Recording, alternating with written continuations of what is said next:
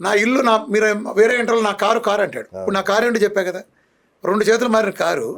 నేను ఇన్వాయిస్లో సహా ఇస్తా. ఒకటి ఉంటే ఒకళ్ళ దగ్గర కొనుక్కుంటే వాళ్ళ దగ్గర నేను కొనుక్కున్నా.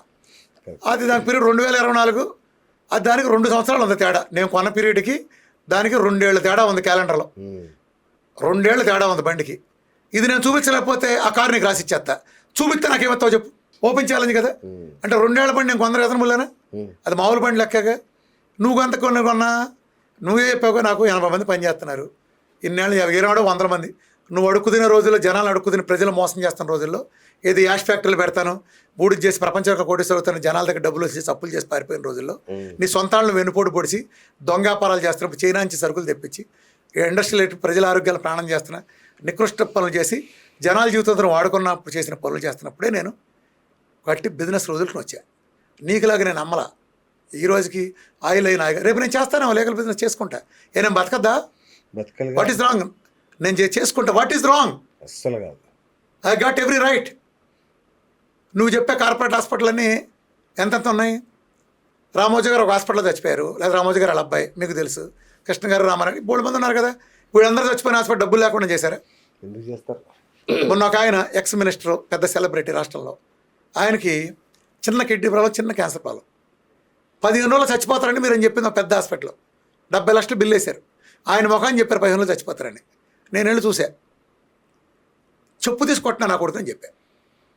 మిమ్మల్ని చచ్చిపోయాడు. బ్రహ్మాండంగా ఉన్నాడు. జరిగేది అని లేదు, బ్రహ్మాండంగా ఉన్నాడు. మరి ఆ డాక్టర్ చెప్పాడు ఆ వర్షం అబద్ధమా? 70 లక్షల బిల్లు ఎట్టయింది గాడిద? 70 లక్షల బిల్లు నేనే మనవా? ఆయన చిన్న కిడ్నీ ఇష్యూ, చాలా చిన్నది, అసలు యాసిస్గా ఇష్యూ కేసు కూడా కాదు. చిన్నదానికి పెట్టావు 70 లక్షలు ఎట్టేసావు నువ్వు బిల్లు ఒక హాస్పిటల్లో 10 రోజులు 15 రోజులకు. అంటే వీళ్ళంతా గొప్పవాళ్ళు. వీఆర్కేకి నెలకు 35,000 కిడ్నీ బయట మొత్తం అయింది అనుకోండి, 30,000-40,000 దోచుకున్న దొంగ. అంటే ఏనుకొచ్చి చెవన ఒబేసిటీ అన్నట్టు. ఈడ డబ్బులు ప్యాకేజీ కాడు ఇది. మిమ్మల్ని ఈడమ్మేది అంత ఇడుకునేది రూపాయికి కొని 10 రూపాయలకి అమ్ముతాడు. దొంగ, మొత్తం దొంగ వ్యాపారమే. బాబు బయట వ్యాపారం చేయరా బాబు చేస్తేనే తట్టగా అంటాడు. ఇవాళ రేపు అంటాడు. ఎందుకు వాళ్ళు ఇన్కమ్ ట్యాక్స్ కట్టాలి? దొంగ వ్యాపారం. 10 మందిని పెడతాడు, వాచ్మెన్లు పెడతాడు, వీళ్ళతో వ్యాపారం చేస్తాడు. తను అనుకుంటాడు నా దగ్గరే ఉన్నాయి అనుకుంటాడు. ఎదురకాడు మా దగ్గరే బయట పెడితే ఎందుకు లేదు ఫ్యామిలీ అన్నట్టు. ఈ పిల్లలు సస్తాడులే బయటకు వచ్చి పొరుగు పోయని జాలిపడి వదిలేటివే. ఇంట్లో వాళ్ళు సార్ మీరు ఏం చేశారంటే సస్తాడని వదిలేటివి. వదిలితే శృతి మిస్తాడు. కారు అంటాడు, కారు కొన్నాడు వెదవా. ఏ వైద్యుని కారు, ఇప్పుడు నా కారు కొనుక్కోండి నీకు తగ్గదా? ఇప్పుడు నేను అడుక్కు తింటే తగ్గుద్దా నీకు? చెప్పొచ్చుకుంటే తగ్గుద్దా నాకు? ఏం చేయాలరా నీకు? నా సైన్స్ నీ బొచ్చు బేకలు. ఇప్పుడు నా అమ్మ అష్టపడతాడి దగ్గర కూడా పెట్టా. అరే నువ్వు నీకు సిగ్గుంటే, శరం ఉంటే నీ గూగుల్ అంతా వాడి ఆ అష్టపడతాడి రిపోర్ట్ అలా వచ్చింది మెకానిజం పెట్టు. ఆ మెకానిక్ పేపర్ తీసురా, అదే నువ్వు చేసి చూపించు నీ విధానంతో. తగ్గడం మంచిదేగా. నీ ప్రకారం తగ్గదంటున్నావు. 10 ఏళ్ళ నుంచి 10 ఏళ్ళ క్రితం మందులు వాడి తగ్గరాళ్ళే ఈ చూపిస్తా, కొంతమందినే చూపిస్తా. పాత రిపోర్ట్ ఇప్పుడు ఎత్తా. దేంట్లో దూకుసేస్తావు నువ్వు? ఎందుకురా పిల్లనాయాల? నా దగ్గర తగ్గపోతే నీ దగ్గరికి వచ్చింది అడ్డగాడిదే. ఎవడో గాడిద ఉంటాడు పనికి మాలాడు, నీ పోటాడు రచ్చకొడితే వచ్చేవాడు ఒకళ్ళిద్దరు ఉంటారు. ఆడు నీ కింద వీడియోలో పోస్ట్ పెడితే ఒక 10 మందిని పోజేసావు. మరి నీ బతుకు నీ జాతకం అంతా తెలుసు. నీకు ఇళ్ళలో నాకు అనుకూల 3 మంది ఉన్నారు నీ పక్కన ఉండేవాళ్ళలో. పిచ్చోడా, నీ పక్కన ఉండేవాళ్ళు నీ వాళ్ళు అనుకుంటున్నావా? నీ కౌరులను ఎప్పటికప్పుడు తెలుస్తానే ఉంటాయి. రే నీ సైకో అసలు ఇవన్నీ అవసరమా? ఇప్పుడు వీళ్ళ స్థాయికి నేను దిగజారి ఇప్పుడు నేను ఎవరితో మాట్లాడాలి డిబేటు? ఎవడ సమాధానం ఇవ్వాలి? కార్డియాక్ మీద దమ్మిడి స్పెల్లింగ్ తెలియదు. ఈ మనిషి మందులు వాడతా, ఇదే మనిషి ఎజెక్షన్ ఫ్యాక్షన్లు తగ్గకపోతే నేను వీడియో చేసిన తర్వాత నా సలహాని అన్నాళ్ళు స్టార్టింగ్ అంటే దేవుడు దేవత అనుకునేవాడు, ఎవరు చెప్పిన వాడు కాదు. నా సలహాని పాటించి ఆ మందులు పారేసినాక అతను విపరీతంగా పెరిగింది. కాబట్టి వీడియో నా సలహా అని చెప్పుకోడు కానీ గొప్ప చెప్పి చేశాడు. నా సలహా కాదనుకోండి, మందులు పారేసాడు. నేనైతే డే నుంచి మందులు పారేయమంట. మనాడు చెప్పే 3 సలహా మందులు వాడిపోతే పోతారంటాడు. మరి నేను చెప్పింది చేసే ఈఎఫ్ పెంచుకున్నావు కదా. నీ ఫ్యామిలీ నువ్వే బాగుపడ్డావు, ఎవడో ఎందుకు? నా సలహా నువ్వే బాగుపడ్డావు. అయిపోయింది. నువ్వు సలహా అయినా ఎవడు బాగుపడినాడు అని ఎవడు లేడు కదా. నీకు బాగుపడాలి. కక్ష కట్టాడు మీ మీద. మరి డబ్బులు నీకు ఖర్చు ఏంటి? ₹1 ఉద్యోగం లేదు. ఒకరి దగ్గర ఉద్యోగం చేస్తే డబ్బులు వస్తాయి. నువ్వు ఎంప్లాయ్కి ఇస్తున్నావు. బిఎస్ గారు మీరు జీతం ఎత్తారుగా. మీరు ఇప్పుడు 2 గంటలకు కూర్చుని ఒక ఆఫీసులో కూర్చున్నారు. ఈ ఆఫీస్కి అద్దె కట్టారుగా, ఫోన్ బిల్లు కట్టాలా, అటెండర్ జీతం ఇవ్వాలా, నా పోటీ కాఫీ ఇచ్చిన ఖర్చులు ఉంటాయి, కరెంటు ఖర్చులు ఉంటాయి. నీకేమన్నా ఖర్చులు? నీకు ఒక ఆఫీస్ లేదు, ఏమి లేదు, ఓన్లీ ఫోన్. ఎడ సంపాదిస్తున్నావు? ఇళ్ళు కొనేస్తున్నావు కోట్లు పెట్టి. హాస్పిటల్ ఖర్చులు ₹1 కోటి కట్టేసావు. విలాసవంతం జీవితం గడుపుతున్నావు. మొత్తం ఎక్కడి నుంచి కడతావు? నేను కట్టిన ట్యాక్స్లే నన్ను అడుగు. నన్ను నాకు సపోర్టింగ్ కూడా సంస్థలు ఉన్నాయి. నా సంస్థ రికార్డులు మొత్తం ఇస్తాను నీకు, చూసుకో. ఓపెన్. ఏ డిపార్ట్మెంట్ అమ్మ నేనే అంటున్నా, రెండ్రా బాబు, రెండ్రా నాయన, రెండ్రా వేడిగా కూర్చున్నాం. జోక్ తెలుసా, ఇది దీనికి కూడా బేరాలు.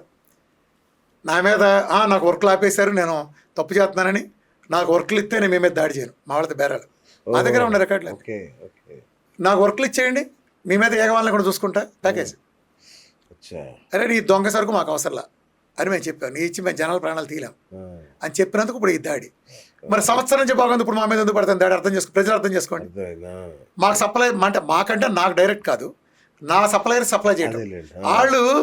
వీళ్ళు వెరిఫై చేసుకుని, సార్ ఈ రేట్లు దారుణంగా అమ్ముతున్నాడు సార్ ఇతను, కాబట్టి సర్లే ఇంట్లో ఖర్చులో ఉన్నాడు, ఏదో కాళ్ళ పడ్డాడు, వదిలే అదే బతుకుతాడు, వచ్చి ఇక్కడ ఏం చేస్తాడు, ఊరుగా ఊరు వచ్చాడు, ఉద్యోగం చేయడు, ఏదో జనం ఎప్పుడు బతుకుతూ ఉంటాడు. ఇంతకుముందు తప్పులు చేయలేదండి, నాకు ఏదో జాలిగా ఉండే చెప్పానండి.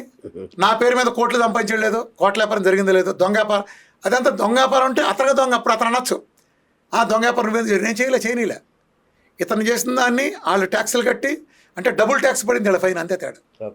ఇతను అమ్మిన దొంగ సరుకు. ఇప్పుడు మీరు ఒకటి అమ్ముతున్నారు సరుకు, మీరు బిల్ లేకుండా అమ్మారనుకోండి, నేను అది క్వాలిటీ వెరిఫై చేసుకున్నా కూడా నేను బిల్లు లేకుండా ఉంటాను, నేను డైరెక్ట్ అమ్మటం కుదరదు. నేను బిల్ జనరేట్ అయితే మీరు కట్టిన బిల్లు అవతాడు కట్టి మేము కట్టేయాలి. పాతాళ్ళు అలాగే చేశారు వీళ్ళు. ఇప్పుడు నా దగ్గర అంటే నాకు సప్లైలు కూడా అలాగే చేశారు. మాకు చేసిన వాళ్ళకి, నన్ను డైరెక్ట్ సపోర్ట్ చేసే సంస్థ అయితే డైరెక్ట్ ఓపెన్ కూడా మాకు సంబంధించిన సమస్య కాదు. బట్ వాళ్ళు నా రికమెండేషనే కదా. నా పేరు మీద బిజినెస్ ఎవరు ఉంది, ఇతను దొంగ పనులు చేస్తున్నాడు, బిల్లులు ఇవ్వట్లేదు, అసలు బిల్లులు ఇవ్వడం అసలు రిజిస్ట్రేషన్ చూపించండి, ఎంత వ్యాపారం చేశారు మొత్తం. నేను పాత కొత్త అన్ని అషామేషిగా ఉందా? మొత్తం డిపార్ట్మెంట్కి వెళ్ళి కూర్చుంది, ఎక్కడ వద్దు దమ్ము ఉందని చెప్పాను. ఇదే దమ్ము బహిరంగ సవాల్ డిపార్ట్మెంట్కి కూర్చుందని చెప్పండి, లోతు తవ్వుదాం. అలాగే మన టెలిగ్రామ్ గ్రూప్ ఉంది, నేను బిల్లుతో ఇచ్చా, నేను బిల్లు ఉన్నది కొనమన్నా, నేను రికమెండ్ చేసి బిల్లులు ఉన్నాయి, నేను రికమెండ్ చేసి దాని మీద లేబుల్ ఉన్నాయి అని అతను టెలిగ్రామ్లో పోస్ట్ పెట్టి చెప్పానండి. మెంబర్లు కాండ్రిని చూస్తారు పక్కన. దొంగ బిల్లు కనీసం ఎవడన్నా అన్న నువ్వు ఇన్ని చూస్తున్నావు, బిఎస్ఎన్ ఇన్ని చూసావు, బిల్లు లేకుండా ఎవడన్నా అమ్ముతాడు? అది జనాల ఆరోగ్యంతో వాడేట్లు, ఆరోగ్యంతో వాడేట్లు. అందులో మంచి ఉండొచ్చు, నేను కాదన్నాం. లేబుల్ లేకుండా అమ్మకూడదు కదా. మన దగ్గర తీసుకున్న సప్లై చేసిన వాళ్ళు ఇతని దగ్గర డైరెక్ట్ తీసుకోవాలా. వాళ్ళు కొని ల్యాబ్ పంపి వెరిఫై చేసుకుని వాళ్ళు చేసినట్టు చేసుకున్నది వేరే విషయం. వాళ్ళు టెక్నికల్ అన్ని ఫాలో అయ్యే చేశారు. మళ్ళీ వాళ్ళేమి ఈడు దొంగని అందరూ చేయాల, అంత రిస్క్ ఎందుకండి మనకు అంటారు వాళ్ళు. మన డైరెక్ట్ ఇస్తారు, క్లెయిమ్ చేసుకుంటాం, వీడు మన డబుల్ ట్యాక్సేషన్ పడుతుందంటే ఏదో ఇంట్లో ఖర్చులో ఉన్నాడులే, కుటుంబంలో ఖర్చులో ఒకటి సాయం చేస్తే మనకు సాయం చేసినాడే కరుస్తాడు. బేస్ చెయ్యాలి. నువ్వు ఎవడైతే నీ పేరు చెప్పి కోట్లు సంపాదించుకుంటాడో నన్ను తొక్కేసి వాడినే కొన్న అమ్ముడు పోయేది వాడే. అంటే వాడు దిగజారంటే ఎవడు దిగజారు. కానీ అట్ట ఇళ్ళ వాళ్ళందరూ ఉన్నారంటే అన్నాం. నా పేరుతో సంపాదించారు చాలామంది. సర్లే మన రామకృష్ణ గారితో అసోసియేట్ వెళ్ళిపోయాం, ఆయన మన ఏదో ఆయన పేరు చెప్పుకుని అప్పుల నుంచి బయటపడ్డాం, సంపాదించిన కోట్లు సంపాదించుకున్నాం, ఏదో ఆయన మోసం చేసాం, మంచి చేసాం అని ఉందాకున్న వాళ్ళు ఉన్నారు. వాళ్ళ మీద నాకు అట్లా ఉండదు అసలు, వాళ్ళ గురించి అసలు పెద్ద ఆలోచన కూడా ఉండదు.